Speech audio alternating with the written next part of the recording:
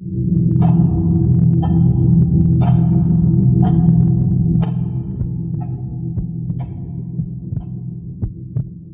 fell in love with the quaint village of Moss Landing, California, at first sight. Leaving the hustle and bustle of Los Angeles behind, I found solace in my cozy coastal cottage, where the rhythmic crashing of waves harmonized with the salty tang of the sea air. My neighbor, Mrs. Eleanor, was the embodiment of warmth and kindness. Despite her age, she remained sharp and witty, always eager to share with me old wives' tales about the fishing village and the mysteries of the ocean. One late afternoon, as I was enjoying a glass of Chardonnay on my porch, a beat-up pickup truck screeched to a halt in front of Mrs. Eleanor's house. A burly man with a scraggly beard stepped out, his dusty black leather jacket slung over his shoulder. He glanced at my cottage with a scrutinizing gaze that sent shivers down my spine. The following day, Mrs. Eleanor hurried over to my house, her usual smile replaced with a worried frown. "Sarah, dear, you need to be careful with Roy, my grandson," she said, taking a sip of her chamomile tea. "He just got out of prison after 3 years for theft. I'm letting him stay with me for a while, but I don't feel comfortable about it. Please keep your doors locked at all times." I thanked her for the warning and installed an extra deadbolt on my front door. That night, the sound of the waves crashing against the shore no longer sounded soothing, but like a menacing growl. Every little creak in the house made me jump. A few days later, Roy appeared on my doorstep, rubbing his thick beard. He gave a forced smile, but I could sense a cunning glint in his eyes. "Hello, beautiful neighbor," he drawled. "My truck broke down, battery's dead. Any chance I could borrow your phone to call for a tow?" I stood behind the glass door, maintaining a safe distance. "I'm sorry, I can't help you," I said, trying to keep my voice steady. "You can use the phone at your grandmother's." Roy raised an eyebrow, a flash of anger in his eyes. "Oh, all right," he said coldly. "Guess you're busy writing, huh? Heard you're a writer." He turned and walked away, but his words sent a chill down my spine. How did he know I was a writer? I had never mentioned it to Mrs. Eleanor. That night, I couldn't sleep a wink. Roy's image and his words lingered in my mind. I checked every lock and window, feeling like I was being watched. The next morning, Mrs. Eleanor came to my house, her face ashen. "Roy's gone," she said, her voice trembling. "He stole my savings and disappeared. I've called the police." I was relieved to hear that Roy had left Moss Landing, but the unease lingered. I decided to install security cameras around my house. A few weeks later, while reviewing the security footage, I discovered something chilling. On the night Roy disappeared, the camera captured him lurking around my house at 3 a.m. He tried to pry open the living room window, but thankfully I had locked it securely. The truth was clear. Roy never needed to use my phone. He had planned to break into my house. Knowing I was a writer, he intended to force me to write a fake letter to Mrs. Eleanor, explaining why he borrowed her money. I reported the incident to the police and provided the video as evidence. Roy was apprehended shortly after in a nearby town. I've never forgotten the feeling of being watched, threatened in my own home. Since then, I've been wary of strangers, especially those who appear overly friendly. It was a harsh lesson in trust and the importance of safety when living alone.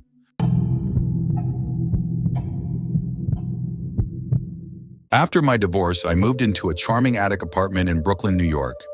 The rent was reasonable, and it had a small attic space which I planned to turn into a writing studio. However, from the very first night, I felt something was amiss. I often heard faint noises coming from the attic at night, soft footsteps, scratching sounds, and occasionally whispers that were too low to make out. I initially attributed them to mice or squirrels, common uninvited guests in old buildings. I set up traps, but the noises persisted. They even became louder, closer. It made me feel uneasy, especially when I was home alone at night. One night, while reading in bed, I heard a distinct whisper right next to my ear. "Olivia." The voice was raspy, cold, and sent chills down my spine. I sat up abruptly, my heart pounding. The room was empty, lit only by the dim glow of my bedside lamp. I told myself I must have dozed off and misheard something, but the whispering continued, this time closer, clearer.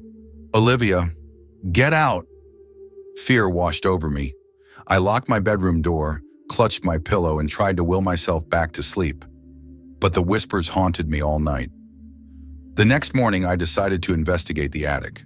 The old wooden door creaked as I pushed it open. A cloud of dust billowed out, making me cough.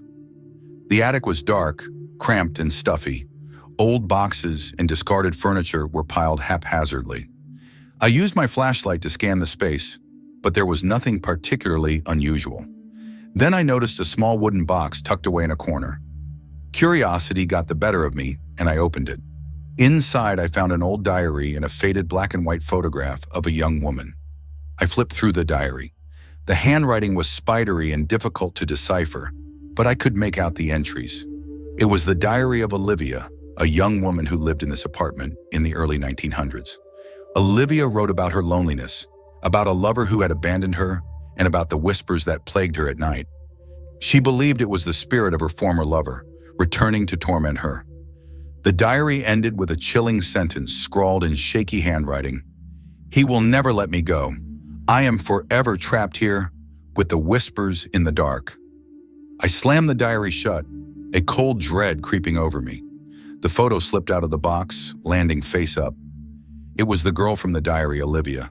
Her eyes stared up at me, filled with resentment and despair. I ran downstairs, my heart pounding. I couldn't bear to stay in the apartment a moment longer. I called the landlord and informed him I was moving out immediately. As I packed my belongings, I heard the whisper again, this time in my head. "Don't go. Stay with me." I ignored the plea and ran out of the apartment, never to return.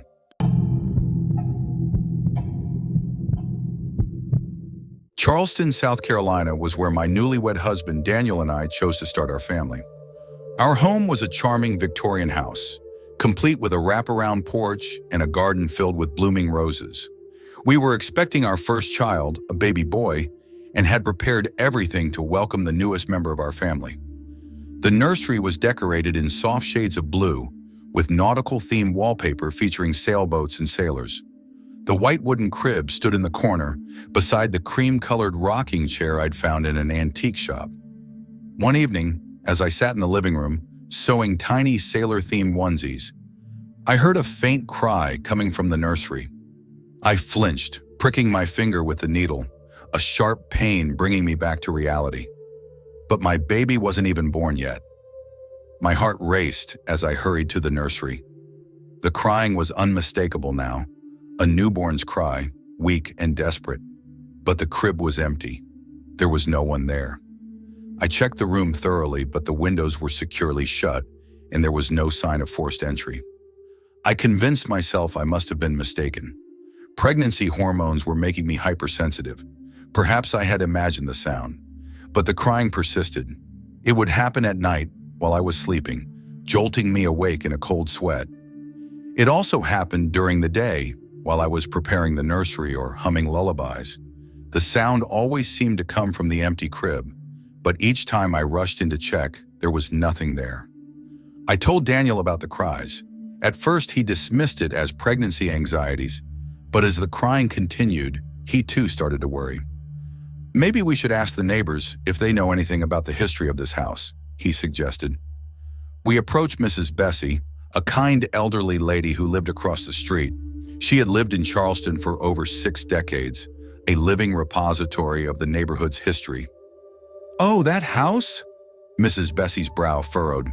"It belonged to a young couple about 50 years ago. They had a baby girl who, well, she didn't make it. Crib death, they called it back then. A terrible tragedy." Mrs. Bessie shared that the mother had been inconsolable after the baby's death. She would spend hours rocking the empty cradle, whispering lullabies to the silence. Eventually, the couple sold the house and moved away, unable to bear the painful memories. "Some folks say the baby's spirit stayed behind," Mrs. Bessie whispered, her gaze distant. "They hear her cries at night, and sometimes the rocking chair in the nursery moves on its own." A chill ran down my spine. Could the cries we were hearing be the echoes of that long-ago grief, the cries of a mother who had lost her child? We decided to create a small memorial in the nursery. We placed a framed photo of a sleeping cherub on the wall above the crib and played a recording of Brahms' lullaby each night. We hoped this would bring a sense of peace and comfort to the room. The crying stopped.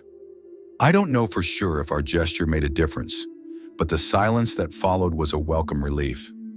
When our son was born, he slept soundly in that same crib, never crying at night. We always felt a pang of sadness thinking about the little girl who had passed, but we believed our son was being watched over by an unseen guardian angel. To this day, we keep a small wind chime hanging in the nursery window, its gentle tinkling a reminder of the little girl who once filled our home with both joy and sorrow.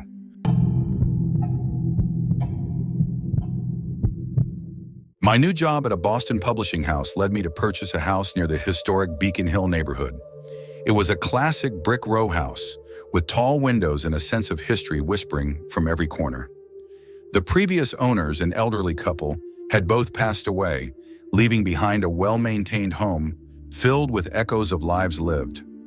I enjoyed exploring my new home, uncovering its secrets. It had a spacious attic, which I planned to convert into a cozy reading room. While cleaning the attic, I stumbled upon something peculiar. One wall seemed off. It was made of plywood, painted to match the surrounding walls, but there was something about it that felt different. Driven by curiosity, I tapped lightly on the wall. The hollow sound confirmed my suspicions. There was an empty space behind it. With a gentle push, the plywood panel swung inward, revealing a small, hidden room. The air inside was stale and thick with dust, the room dimly lit by a single cobwebbed window. Old furniture, draped in white sheets, crowded the space. A wrought iron bed, a vanity table with a dusty mirror, and a dark oak dresser. Embroidered samplers depicting delicate roses and faded black and white photographs hung on the walls. Faces staring out at me from a bygone era. The atmosphere felt heavy, charged with an unseen presence. A chill crept down my spine, but I couldn't resist the allure of the unknown. I stepped inside, my flashlight beam cutting through the gloom. On the vanity table, I found a tarnished silver music box. As I lifted the lid, a haunting melody, both beautiful and melancholy, filled the air. I recognized it instantly. Danny Boy, a classic Irish folk song. Continuing my exploration, I opened the dresser drawer and found a leather-bound diary tucked beneath a faded lace doily. The cover was embossed with the name Amelia. With a mix of trepidation and excitement, I opened the diary and began to read. The faded ink revealed Amelia's story, a young Irish immigrant who had arrived in Boston in the late 1800s, seeking a better life. She wrote about her struggles in the bustling city, the long hours she endured at the textile mill, her longing for her homeland, and her love for a fellow Irish immigrant named Danny. But tragedy had struck their lives. Danny fell ill with consumption and passed away, leaving Amelia heartbroken and despairing. Her entries became filled with grief and a yearning to be reunited with her lost love. The final entry, written in a shaky hand, sent shivers down my spine. I will see him soon. We will sing Danny Boy together in heaven. I closed the diary, a profound sadness settling over me. Amelia's tragic story and her love for Danny resonated deeply. This hidden room had been her sanctuary, a place where she sought solace in her memories and her grief. I carefully carried the portrait and diary downstairs, placing them on my desk. I felt a sense of responsibility to learn more about Amelia and Danny and to honor their memory. I also decided to keep the hidden room, but instead of a place of sorrow, I would transform it into a cozy writing nook, a space where I could work and feel connected to the stories of the past.